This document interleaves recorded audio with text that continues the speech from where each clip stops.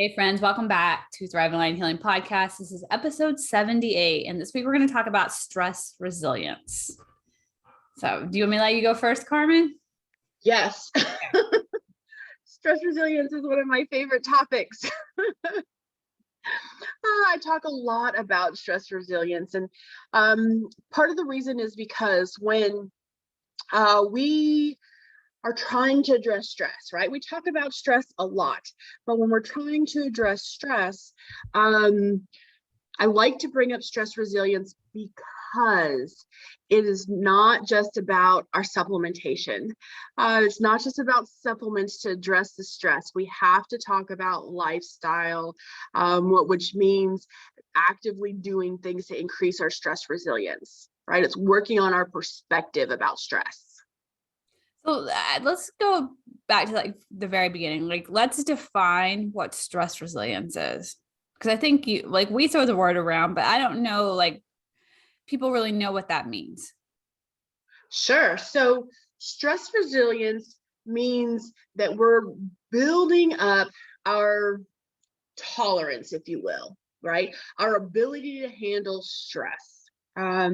Because we can't remove all of the stressors in our life. Yeah. We are always going to have stressors in some form or fashion.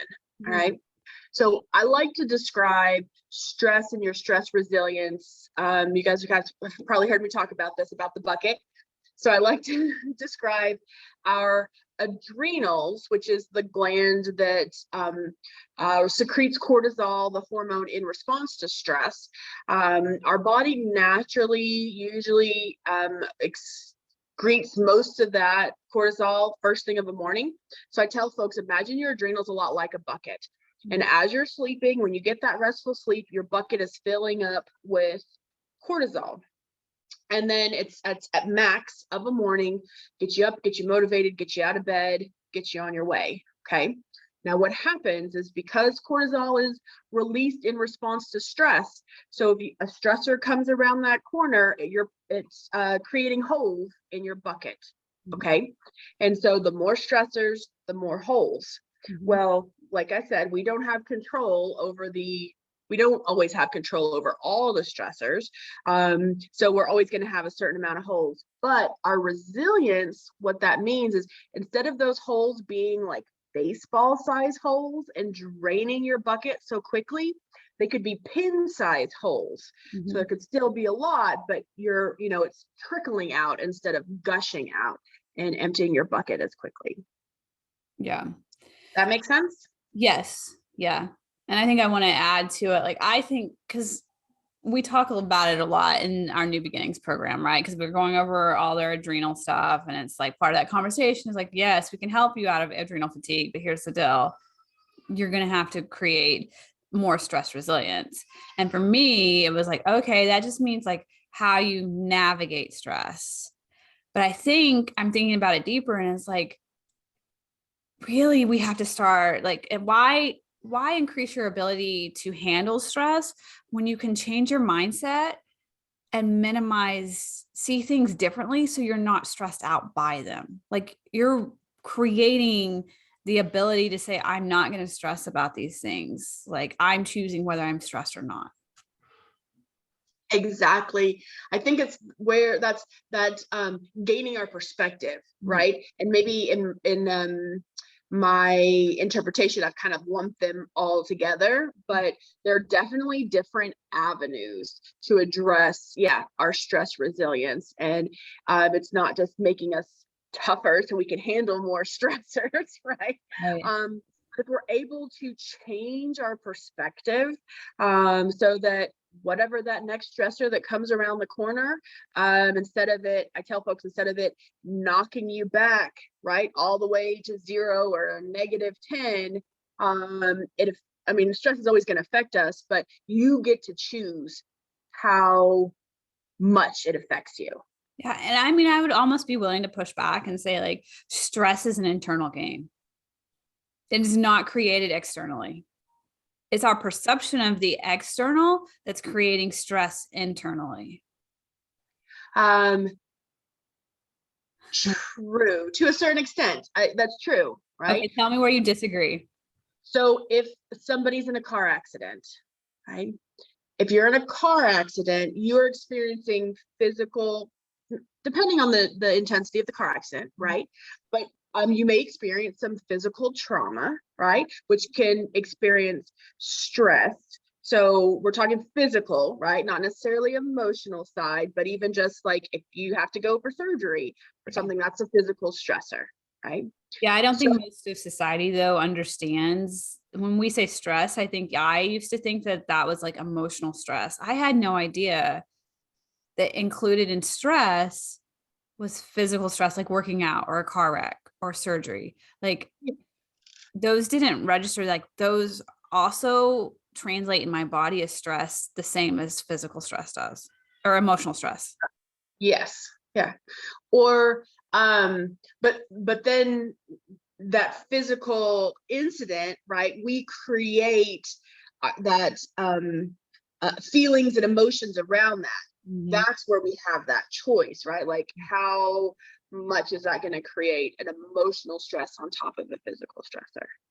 Yeah, Yeah. yeah, I'll totally get down with that. But I think that, stress is like an American definition, or I think of how us Americans think about it is like, I'm stressed out because of my job. I'm stressed out because of my family. I'm stressed out because of money. Right.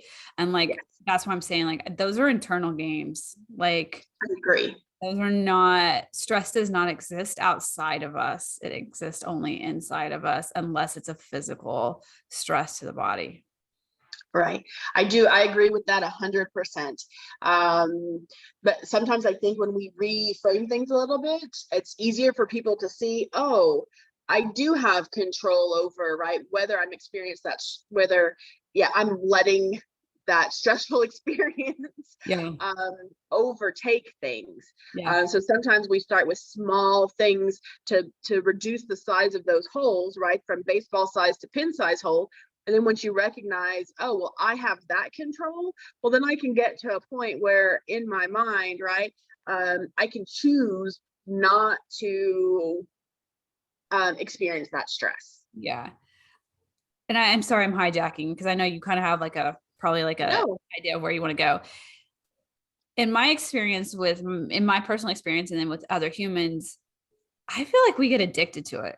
We get addicted to being stressed out all the time. And I don't know if it's an addiction. I used to think it was an addiction because like I thought like I was addicted to that high cortisol adrenaline thing. But I wonder now if it's just like my primal brain is like, okay, this is how we're living. This is comfortable. And I don't want to live in this happier place because that's uncomfortable. So I don't know where it's at, but what are your thoughts on that?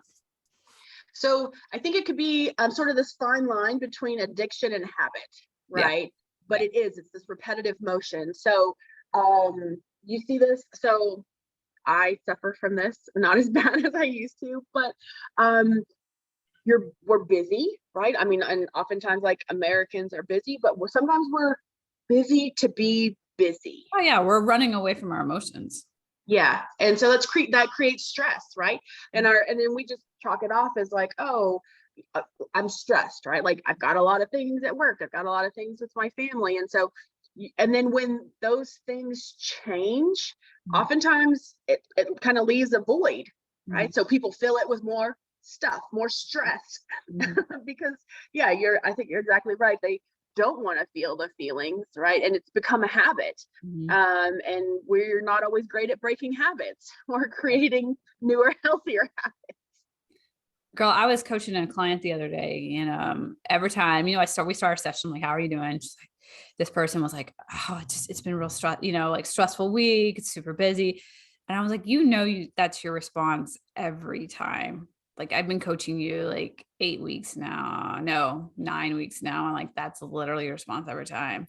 And we kind of dove into it, and it was like, she's like, "Do you think I'm creating drama in my life?" I'm like, "Absolutely." Like, she's like, "Oh, I'm just so afraid of being bored." I'm like, "What's wrong with boredom?"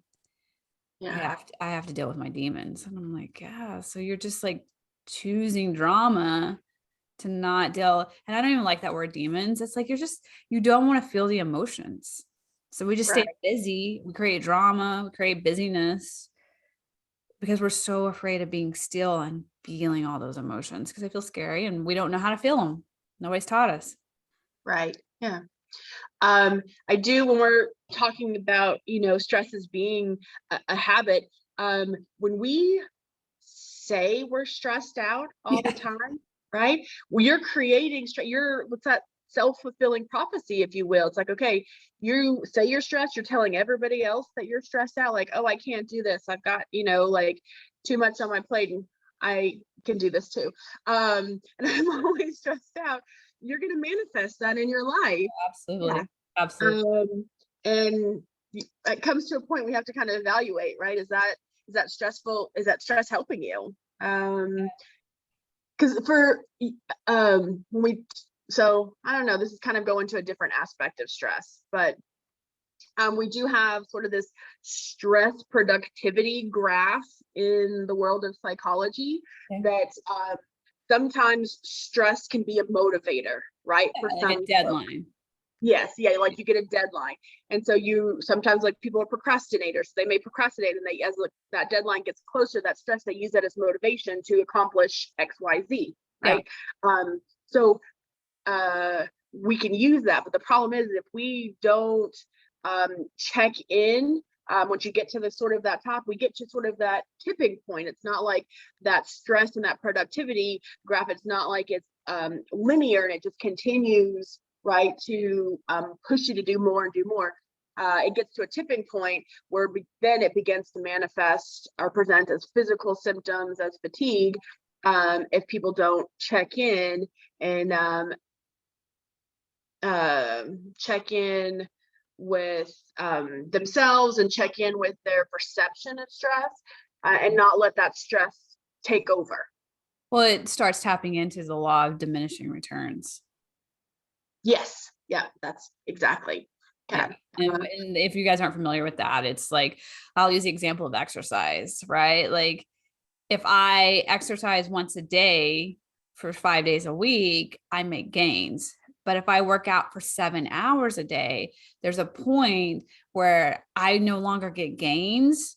I start going backwards. And that's kind of the law of diminishing returns. Is like, this isn't linear. There's a happy middle, like a point. And then after you go past that point, it starts taking you backwards and negating everything you just did. Yeah. So then you're definitely not moving forward anymore. No. Yeah. Yeah. Our physical body and our mind body, right? They have a unique design in that we can push them, but we have to reset, right? We have to be in that relaxed state. We have to hit both sides of the spectrum, instead of just being, on all the time, or stressed, or pushing past that point. Yeah, Yeah. productivity. It's Yeah. super interesting that people think like our brains create this it's irrational fear that if I'm not stressed, I won't get anything done, or I won't make progress forward in my life. Like, I'll just do nothing. Yeah. Right. Yeah. I see this with parents as well, as sometimes if they it's, again, I think it's a habit, right? You create this stress and this worry about your family. It's like, oh gosh, if I'm not worrying about them, right, if I'm not taking care of them, then I'm not a good parent. And so they've created, right, like this picture, this idea, or even like, hey, I want to be a good employee, so work, I have to be busy at work, right? Or like, I'm worried about my work environment. That stresses me out because so and so next to me is, not friendly. Or fill in the blanks, but we create this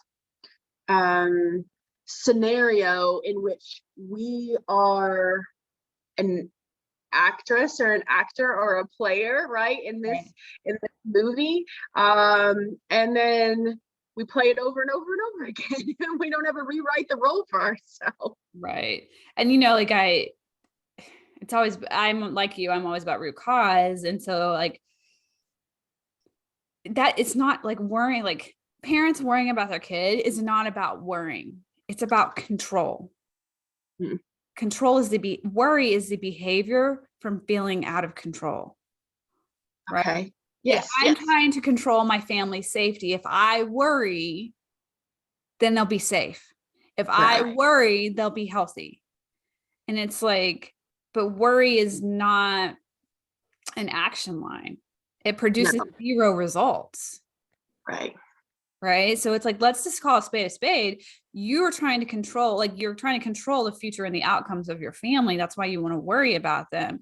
But so I tell my clients, like, that's fine. If you want to worry and choose to worry, that's fine. But you have to have you have to take action. You can't just worry to worry. Like, if you're going to worry, like, I'm worried that my daughter's going to die, whatever parents worry about, right? Then you got to take some action to put legs to this worry. Right. Yeah. Because it gives you, when you do that, right, and you see that through, it kind of completes that cycle, that gives you, that opportunity to say, okay, now I can do something I do have control over. Yeah. And then it kind of helps change that perspective, because now you're working on trying to make something tangible that you control, instead of just worrying, on things you don't have I'm control going to get a over. little coach depth on you here. So that lack of control, that a lot of the root cause that this worry comes out of, right? It's a belief that I don't have control. I can't keep my family safe. The worry then produces the evidence to affirm that belief. Okay. Because worry doesn't have any legs, it doesn't take any action. So you're just Right. worrying, and you're watching life go on, and you're watching your family get hurt. Right. You're not Yeah. taking any action, and it's affirming that belief. See? Exactly. Yeah. Well, you're in a reactive. Yeah. That's the unintentional, Yep. right? Yeah, that's the unintentional results you get, because you're not taking action. Yeah. Yeah. Very true. Yeah. I think when we're, talking about stress resilience, I mean, I think we're on it when we're talking about changing the perspective, and just telling people and showing them the opportunity that, hey, you can choose this stress. Yeah. And I hear, like, let's say we have like 1,000 listeners, right? I hear 999 of them like, that's not true. Yeah. Well, so some people may say, hey, 2020, 2021, right, with COVID, with the world, with everything, that's stressful, right? That's a stressor I don't have control over. Yeah, and I like totally disagree. I know, I do too, but but to put it in perspective, right? Those are external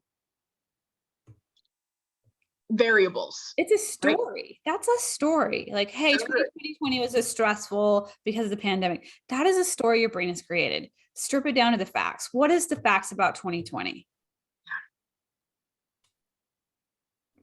There was a virus. Biology, whether it came from wherever it came from, there was a virus that was introduced to the species of this planet. right, to the environment. Yeah. Yeah. Um, True. Yeah. Yep. And the government's made some decisions that some of us did not. They made some decisions. Some of us liked the decisions because we had thoughts that made us like it. Some of us did not like those decisions because we had thoughts that made us did not like it. And then we created the stories and the stress around it. Exactly. Yeah. I love to be able to break that down. Yeah, for folks. I hope our listeners are paying attention, because when you break it down and say, okay, what are the facts, right? Like, where is your, because this tells us, right, like, where's your stress coming from? Because people will blanket, like, oh, they're blaming it on whatever, the pandemic, they're blaming it on, XYZ, doesn't matter. But when you look at what are the actual facts, and what's creating the stress, it's your thoughts around that, right? That creates that stress, that anxiety, right? Like that worry, that even fear for folks, even anger, for folks, that presents as physical symptoms over time. Yeah. Right? Yeah. And so it has a direct effect on our health, on our mental health, and our physical health. Yeah. Yeah. And I think that's why we have to go, like, it all goes back to perspective, right? Mm-hmm. Like, most humans, we are programmed 0 to 7, right? So where most of our belief systems about ourselves come from and how we perceive the world. Then we're programmed to believe that we are not in control of us, that the control lies outside of us. And when we have that belief system that the control lies outside of us, we automatically become a victim. Right. Yeah. And then our school systems, our religious systems, our government systems affirm those beliefs, teaching us you do not have power or control over yourself. The power and control lies outside of here. And then we feel powerless and we feel like a victim, and that's super stressful for us. Yeah, if you feel like you're constantly out of control, Yeah. or don't have any control or don't have any say, yeah, it's going to be stressful. You know, you think of working with a lot of kids. So when kids throw tantrums, right, or they're trying to communicate what they're feeling and what they're saying or what they're thinking, but they don't have the words, they don't have the ways to communicate those things, Mm-hmm. right? Or they either haven't been taught it or they haven't seen, been led by example or taught by example. And so, folks may get frustrated and upset that, hey, little Johnny's throwing a tantrum, right? Or screaming or like, but it's just their response because they think they're out of control, Right. right? Like they want to contribute to the situation in some form or fashion, but they feel like they're not being heard. Yeah. Yeah. Yeah. So, and then, I mean, when that translates into adulthood, yeah, and this, passivity, right? Or like feeling or that we're a victim, that translates so that it's any little thing, right? That may come up from, I don't even know, you get something in the mail, right? To something that comes on television, or even you get in your car and you were out of gas, you forgot to fill it up. It becomes a huge mountain of stress that people don't always know how to manage or how to deal with, because it feels like, oh, this is something that's happened to me, instead of recognizing, oh no, I have a more active role that I could be playing in managing my thoughts and these stress patterns. Yep. Yep. Yeah.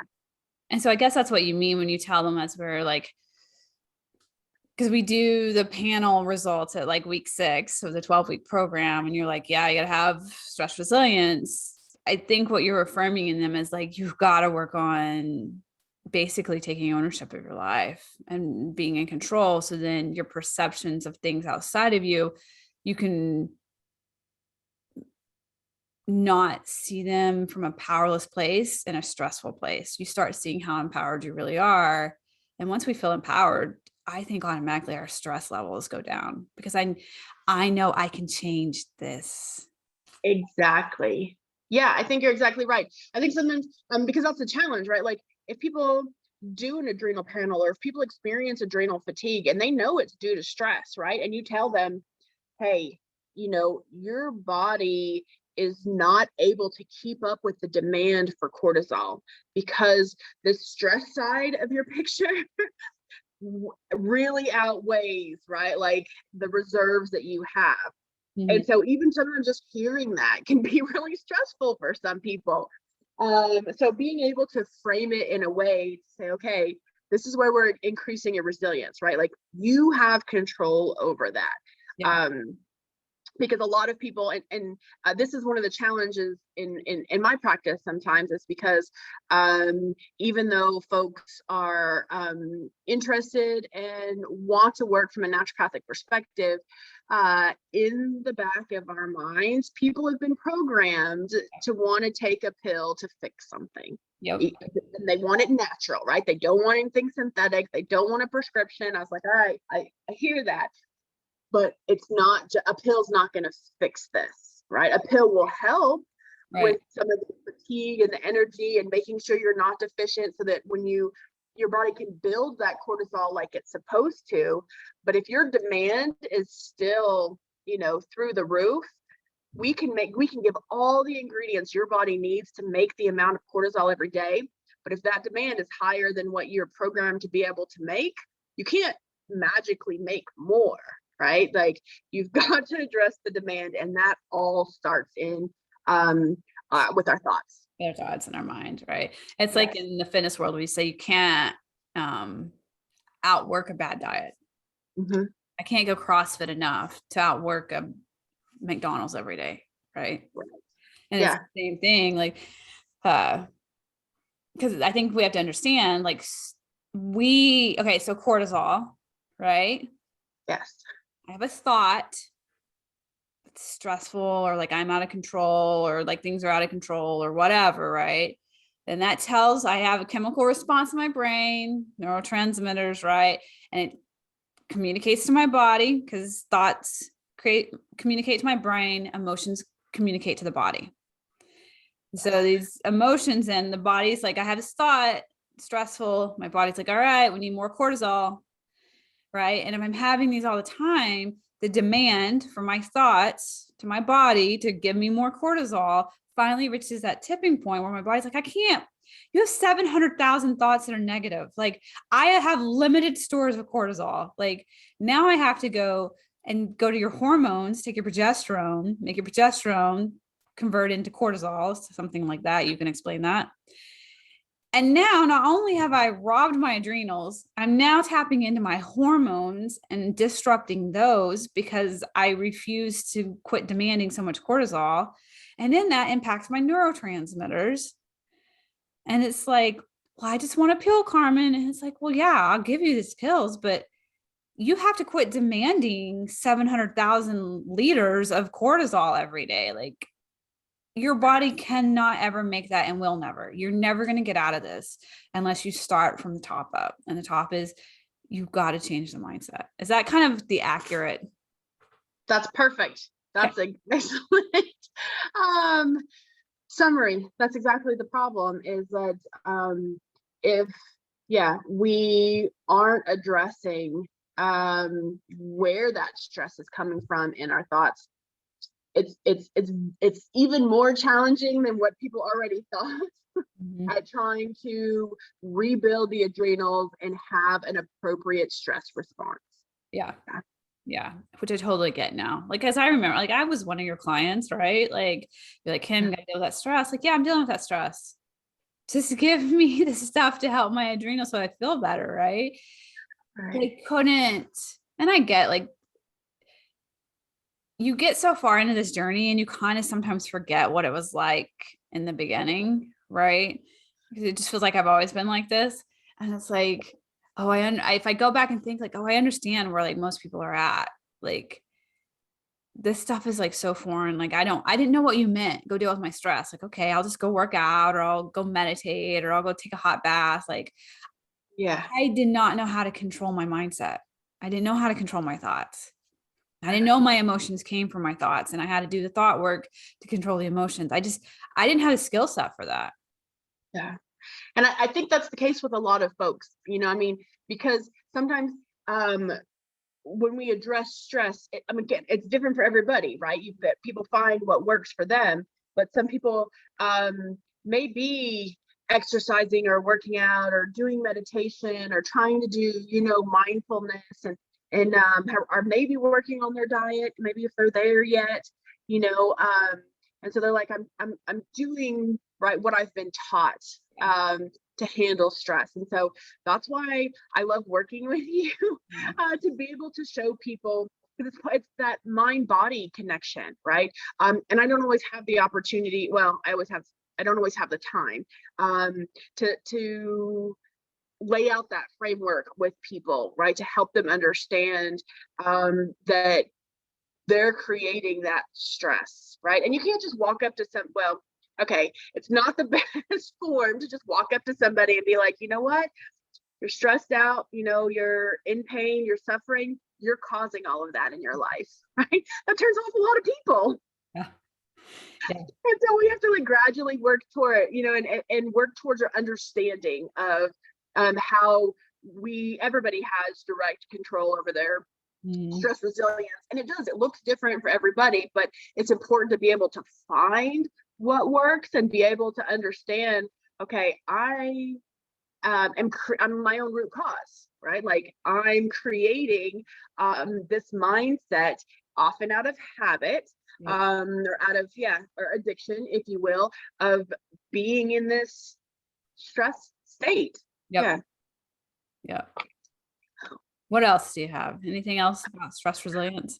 I think that's it. I think that that gives folks a pretty good perspective, at least maybe the tip of the iceberg, Mhm. of trying to understand their personal relationship with stress, and begin and encourage them to dig deeper and really look at their perspective, because that's what's going to increase your stress resilience, from the foundation of where our stress comes from. Yeah. Got to work on the thought work, the mindfulness, to be able to see that relationship of what's creating stress for us. And it's almost like a resilience towards stress. I didn't hear the Like I'm difference. so literal, right? Like when you say stress resilience, it's like, okay, I'm going to experience stress. How do I become more resilient? But I think Yes. it's more of a resilience towards stress. I become more resilient so I don't experience stress as much. Yes. Yeah. I don't. So I'm agreeing with that, because to me it kind of sounds like the same thing, but it sounds like maybe it's not quite to you. But In my literal brain, it isn't. Like they're different. that's okay. Yes. Yes. But and I think that's where like I had to understand, like, oh, okay. Cause in my literal brain, it was like stress resilience. Like I just get better at staying stressed all the time and like managing it. Oh, Versus oh, like, no, I become more resilient towards stress and I don't experience it as much. okay. Yes, the latter is what I'm Yes. hoping that we're going for. All right, friends. I'm glad we're all on the same page now. Perfect. We'll see you guys next time. Bye.